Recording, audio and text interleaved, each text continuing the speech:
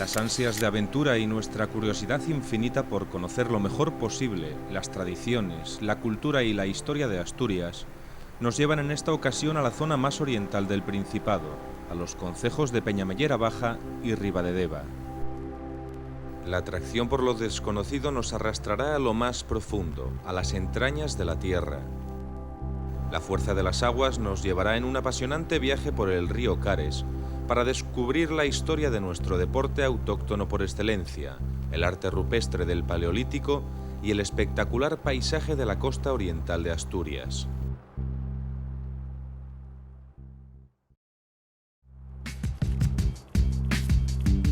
Peñamellera Baja constituye un conjunto geográfico surcado por la confluencia de los ríos Cares y Deva, con una extensión de 83 kilómetros cuadrados, ocupados en parte por el macizo oriental de los Picos de Europa.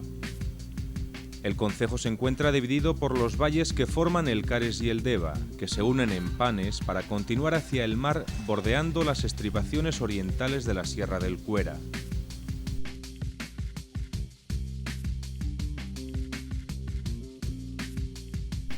Los Picos de Europa están considerados como uno de los 5 macizos calcáreos más importantes del continente. El sistema subterráneo del Trave, con 1.600 metros, es el tercero más profundo del mundo. Sin embargo, no es necesario adentrarse en simas tan complejas y profundas para sentirse viajero al centro de la Tierra. Los Picos de Europa son un lugar privilegiado para la espeleología. En los Picos de Europa se encuentran una de las cavidades más grandes del mundo y hay dos tipos de cuevas, las cuevas horizontales, como en este caso, y las cuevas verticales, que serían las que nos encontramos en las partes altas de los Picos de Europa. Normalmente las cuevas profundas están situadas siempre por encima de 2.000 metros y por eso se consiguen desarrollos hasta de 1.500 metros. La diferencia básica entre una cueva horizontal y una vertical es la técnica que se emplea. Evidentemente, en una cueva horizontal normalmente el desarrollo de cuerdas no es necesario. En algún caso se puede hacer algún rappel en concreto, pero normalmente no es necesario el uso de la técnica de ascenso y descenso en cuerda. Y en las cimas prácticamente todo el desarrollo de la cueva es vertical, todo es con cuerdas y evidentemente es más complicado, claro. Es más complicado, requiere unos cursos específicos dependiendo del nivel de la cueva y dependiendo de la profundidad. Cuanto mayor profundidad vamos alcanzando en la cueva, toda la técnica se va complicando. Nos vamos alejando del exterior y se necesita más material, más equipos de apoyo, en fin, más infraestructura en general. Antes de meterse en una cueva, es imprescindible conocer perfectamente el uso del material que vamos a emplear, tanto para descender como para ascender. El material que se necesita para espeleología vertical: mono de espeleo en cordura, normalmente para cuevas secas, sin demasiada agua, zonas típicas de barro, cuerda estática, metros por supuesto dependiendo del tamaño de la cueva, arnés de espeleo. El carburo es el mismo que se utilizaría en una cueva horizontal. Normalmente siempre debe llevar un sistema de emergencia eléctrico por si nos falla el sistema de carburo, el acetileno, o también para alumbrar puntos concretos en alguna distancia mayor donde no nos puede llegar el carburo. Luego tenemos los elementos ya puramente de vertical para la cuerda, que son elementos de ascenso y elementos de descenso. Los elementos de ascenso es el puño y el crawl, que va en el pecho con un arnés de pecho que lo sujeta en la posición adecuada para que trabaje bien sobre la cuerda. El puño lleva 2 pedaletas y va unido al mosquetón que va en el arnés, y lleva 1 o 2 pedaletas según gusto para ayudarnos en el ascenso, no tirando solo de brazos sino también de piernas. Elementos de descenso: el Dressler, que siempre debe de ir acompañado de un mosquetón de freno sin el que no puede funcionar. Es decir, el Dressler sin mosquetón de freno no funciona. Y luego tenemos los cabos de anclaje donde va el shunt, que es elemento de autoseguro, en caso de que tuviéramos un accidente, un desmayo o cualquier cosa parecida. El shunt lo que hace es bloquearnos en la cuerda y quedarnos colgando de la cuerda. Aunque soltáramos la mano del Dressler, no nos iríamos abajo. Luego tenemos el equipo específico que ya solo utilizaría la persona que va a equipar la cueva. El equipo de burilar normalmente siempre se lleva de emergencia, o si no conocemos bien la cueva, por si hay que hacer algún fraccionamiento más nuevo que no esté instalado en la cueva. Y el arnés de transporte, que bueno, es digamos opcional. Hay gente que lo lleva en la saca, no lleva este tipo de arnés de transporte. Y aquí tenemos los mosquetones y chapas con los que vamos a realizar todos los fraccionamientos. Una vez realizadas las prácticas en la pared, ya podemos adentrarnos en la sima, aunque eso sí, siempre bajo la atenta mirada de Toño y Mónica, que con su experiencia y conocimiento del terreno nos van a ayudar a disfrutar plenamente de esta apasionante actividad.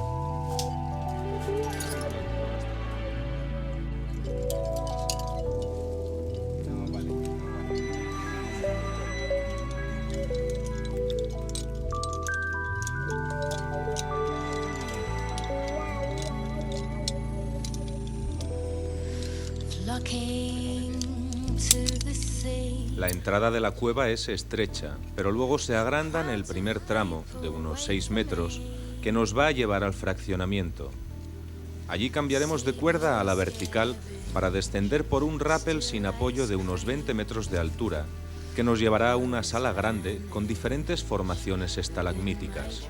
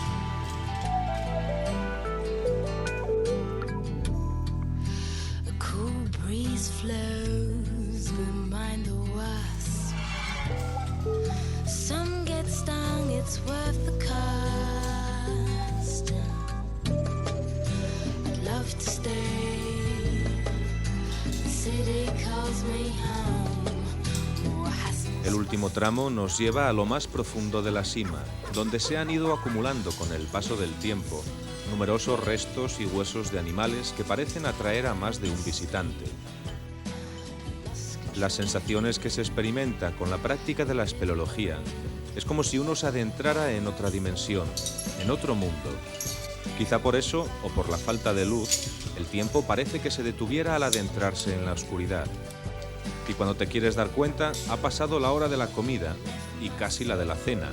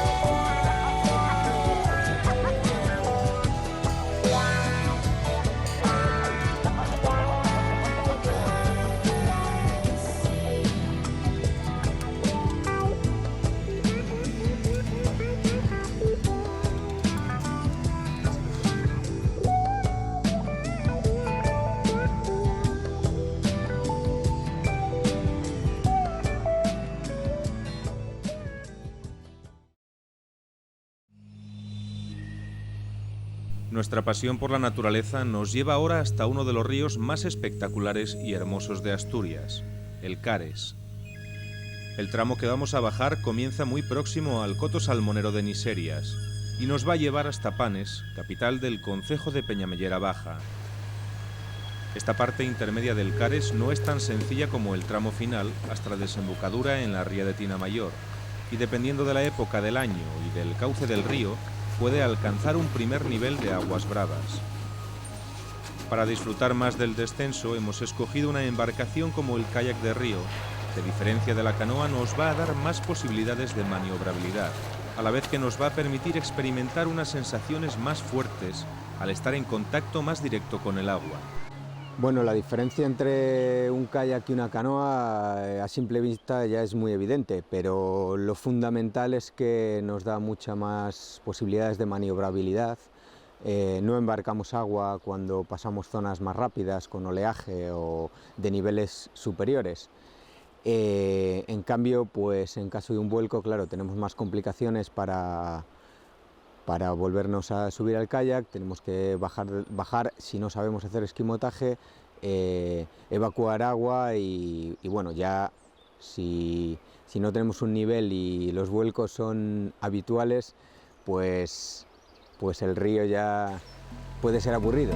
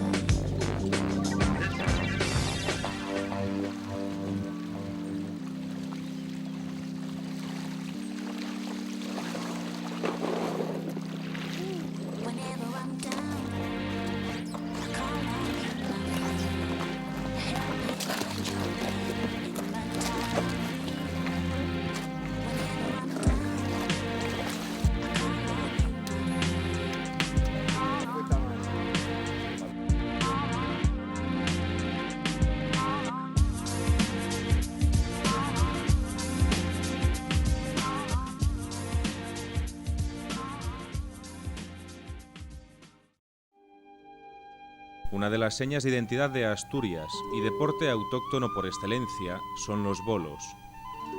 Cada valle asturiano cuenta con su propia modalidad, hasta un total de 14 diferentes repartidas a lo largo y ancho de nuestra geografía. Para conocer algo mejor la historia de este deporte, nos acercamos al Museo de los Bolos de Panes que la Asociación Bolística Pico Peñamellera se ha encargado de llevar a buen puerto.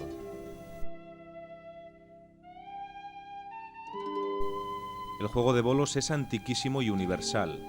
Desde los primeros pobladores de la tierra se vienen practicando juegos de lanzamiento similares y existen referencias desde el Egipto de los faraones, la Grecia clásica y el Imperio romano.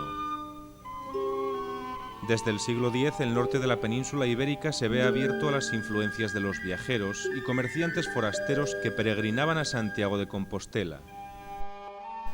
En los primeros años del siglo XX había un gran ambiente bolístico en nuestra región, con gran cantidad de boleras y jugadores. Los bolos y algún otro juego como la llave eran las auténticas diversiones y entretenimiento de los asturianos. Cuando los obreros y campesinos acababan sus faenas diarias, los momentos de asueto se pasaban en los chigres y sidrerías, tomando unos culines mientras se jugaba a los bolos. Tal era la afición a este deporte que los emigrantes asturianos que se fueron a hacer las Américas llevaron con ellos los bolos, instalando boleras en los centros asturianos. La modalidad de juego que practicamos aquí y que se practica también en el oriente de Asturias y también en Cantabria y en muchas otras zonas de España, se practica también, por ejemplo, en Cádiz, en Vizcaya, en Guipúzcoa, por las personas que se han trasladado a trabajar, por los emigrantes. También se practica en Hispanoamérica, en Chile, en México también, que es en Centroamérica.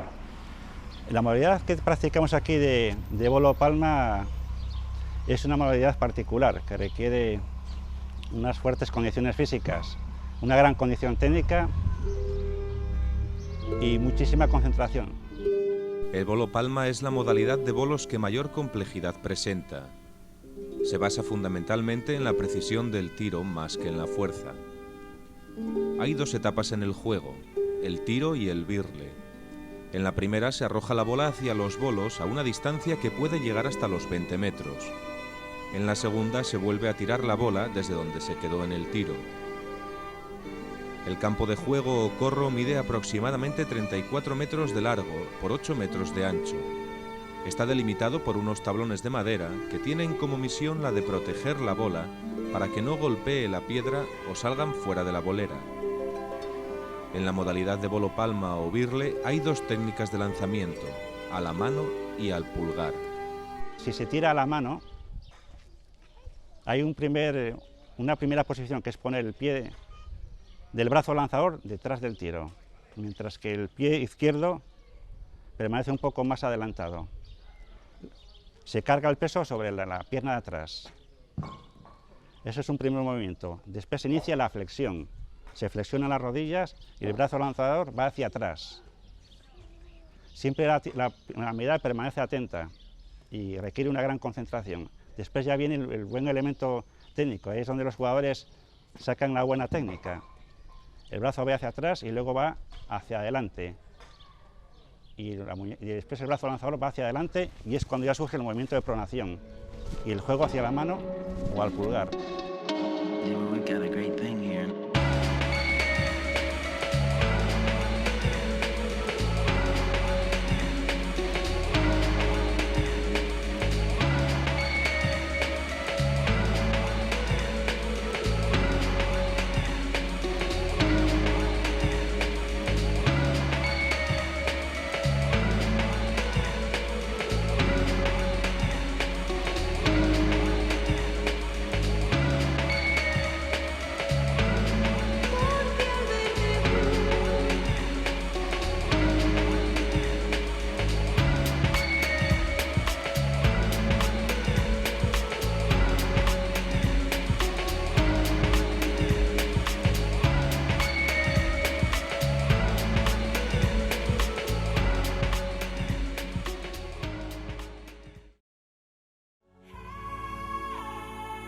Muy cerca de Panes, en el pueblo de El Mazo, parte una pista que conduce a la Cueva de la Loja.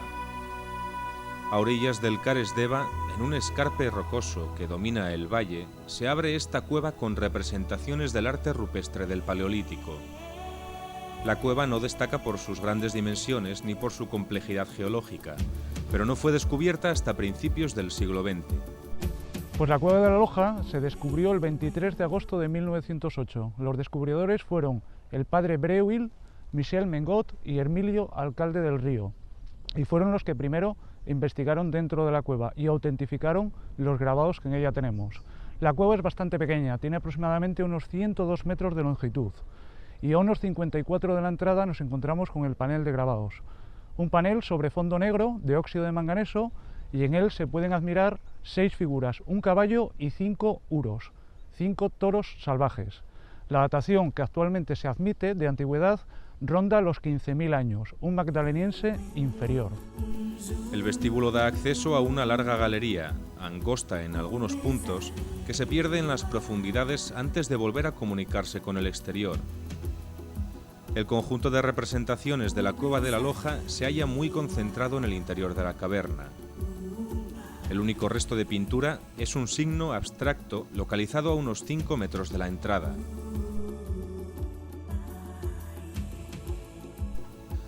El panel de los grabados está a 50 metros y a más de 3 metros de altura, sobre una gran costra estalagmítica recubierta de un tono oscuro debido a una capa de manganeso. El grabado permite destacar nítidamente los contornos de los animales sobre el fondo negruzco del soporte y comprende 5 bóvidos y un caballo pasantes hacia la izquierda, componiendo la pareja fundamental de los conjuntos rupestres paleolíticos.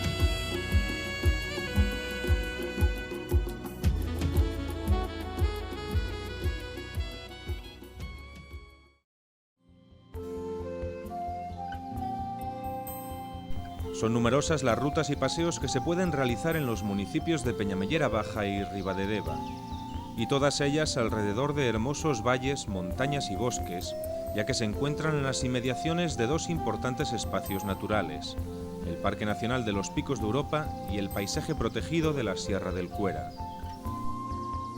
En la Alta Edad Media, Ribadedeva y Llanes formaban parte de la llamada provincia premoriense. De esta época se tiene información por los restos del monasterio de Santa María de Tina, que ya aparece en documentos del siglo X. El monasterio parece haber sido construido sobre otro correspondiente a los primeros tiempos de la Reconquista. La necrópolis existente en este lugar indica que fue usado como cementerio antes de la construcción del edificio que hoy podemos ver en ruinas y que data del siglo XIII.